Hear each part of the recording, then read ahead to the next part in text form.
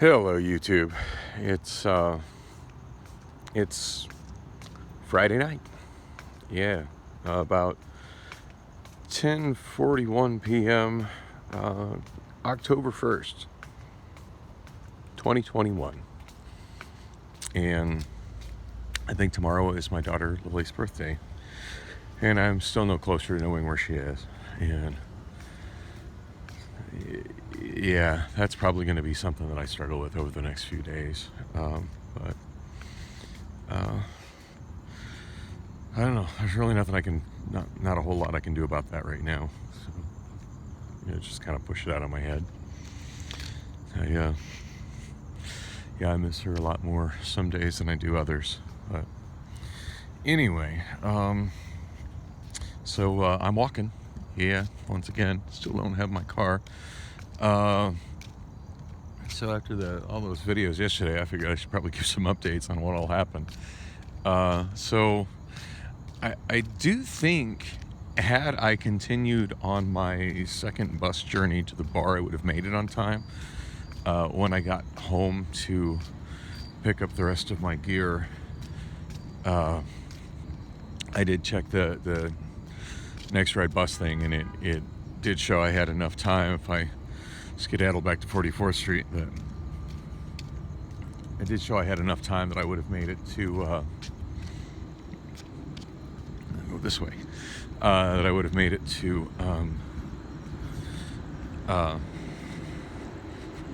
Bullock's on time to set up. Assuming my normal start time of 9 o'clock and an hour to set myself up. I would have got there a little bit before 9. But Priscilla texted me as I was almost home. Actually, shortly after I caught the last bus. I was curious about bus routes. I took the 60 to the 50 to the 44, as opposed to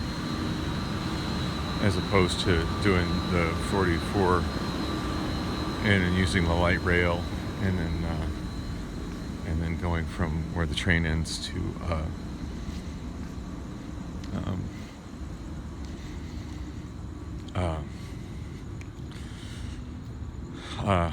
the Bethany Home bus going across on 60, like I went out there when I was vlogging.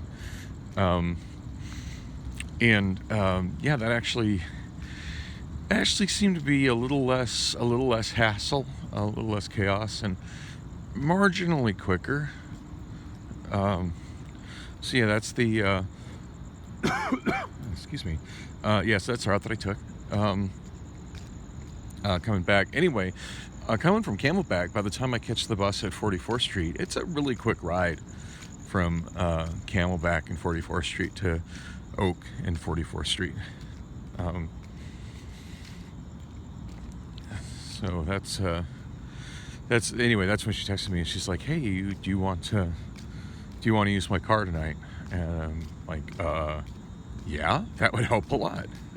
So, as much as I don't enjoy driving her vehicle, and that makes me feel horribly dependent, I couldn't really turn that down. I mean, even had I continued to take the bus there, I had zero idea how I was going to get back home. I mean, part of me was thinking maybe catch a ride with one of my singers there, see if I could get somebody to give me a ride home. But I'm certainly, I don't know anybody that comes to my show at Bullock's that lives anywhere near where I live. It's my understanding the majority of the people that go to Bullock's live near Bullock's. I know there's some people that travel a ways to go there, but I don't think anyone travels as far as from here. Although I did see a couple of people that used to come to Break Room, so I don't know if maybe they live closer to here, and just because the vibe has changed over the years so much at Break Room that they choose to go over to Bullock's instead, or if it's a matter of that they've moved closer to Bullock's, so they go to Bullock's instead. I honestly do not know. Anyway, didn't have to find out. Priscilla loaned me her loan me her vehicle, so I just drove home, which was nice. I was able to spend about an hour.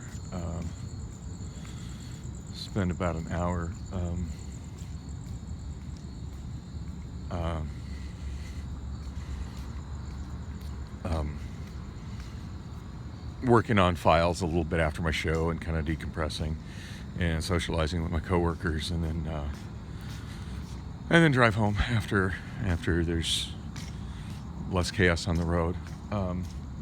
So yeah, not unappreciative of getting to borrow a vehicle, but I just, it's an SUV, and I'm not fond of driving SUVs. I just don't like being up that high. It just feels like a weird perspective to me. And that's the thing. Obviously, if I drove bigger vehicles more often, it probably wouldn't bother me as much, but I just don't, so it does. There's other little things about the vehicle that kind of that make it unpleasant for me, which all just boils down to the fact it's just not my vehicle. So there's no point in really going on ad nauseum about it. Anyway, yeah, she's, I don't know, I've been so close to not wanting to really be with her anymore, and really over the past months kind of putting pressure on how much I just really wish she wasn't living with me, and it feels like she's kind of doubling down on, yeah, you're not doing so well, and I'm willing to actually completely support you as much as I can. And I gotta admit, it's kind of unexpected and a little confusing for me. And I guess I should just be more gracious, and I'm working on that.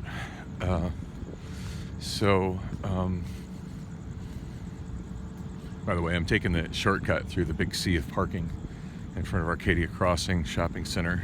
I'm walking to, so I to be honest, I was really stressing about not having enough to cover rent this month, and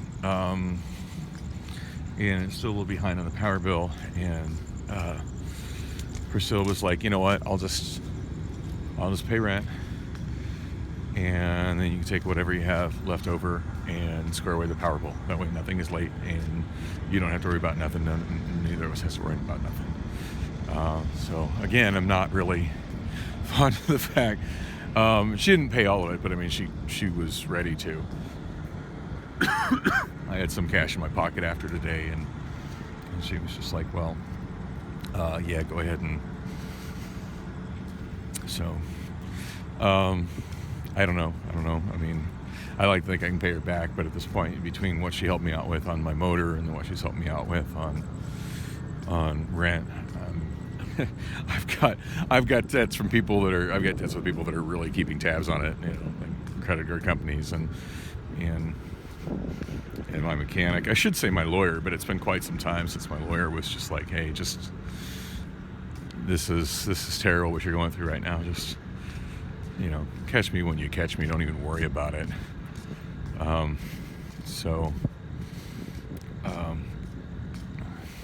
I haven't talked to her in a while. Lawyer, that is. And I need to. Anyway, so anyway, back to the show last night. Show was actually, it's a good thing I didn't ride the bus, because I ended up having some additional issues that took longer, made setting up take longer than it normally does.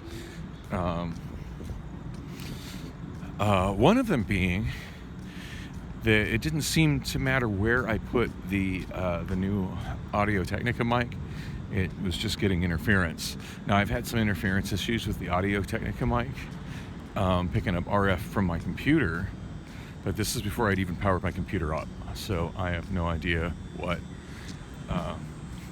the interference was coming from. But it wasn't like my typical, all right, well, it's, interference to the computer, move it, add a 6-foot cable, and put the receiver 6 foot away from the computer, or even 3 foot away from the computer. Problem solved.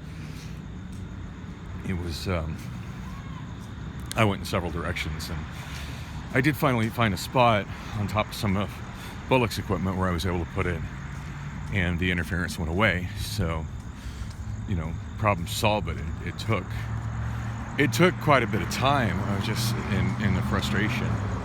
And of course, knowing with that particular mic, like that's my only solution. It's a fixed frequency mic, so there's no, like it's not like with other mics where I can be like, oh, there's interference on this channel, just switch it to another one. Okay, problem solved. Like that's not an option. If you're getting interference on that mic, you're just kind of shit out of luck. Find a spot where you don't get interference, or you just don't use it. Which of course is why it's a lot less expensive than other comparable microphones. So.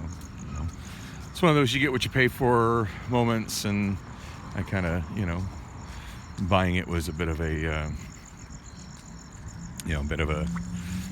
don't know, part of it was like, well, I'm trying to cut costs, and then part of it was, I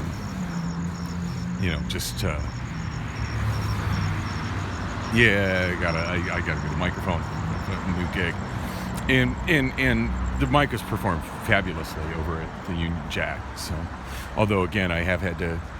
There's a place where I would like to put it, and then the last two shows at Union Jack. It's really weird. The first show I don't recall getting interference from my computer at Union Jack, but I certainly do the second two shows. The first show I ended up putting it on the floor, underneath the table, kind of in front of where I'm standing, which worked really good. There's a weird wooden pole on the left side of the stage, or stage right if you're standing on the stage, and I don't fully understand why it's there. It seems out of place, but that mic receiver is so small that I managed to just kind of stick it on top of that pole and ran a cord down from there, and that was actually close enough to my stuff that I didn't have to run an additional cord to it, and it was actually a really, odd yet convenient location for it, and it got far enough away from the computer. I had no interference. Last night, just no such luck. I have no idea what's causing that interference, because I've never really had that issue before at Bollocks. I could theorize, but I honestly have no idea what happened with it. Also, I usually use my last Voco Pro mic at Bollocks, always.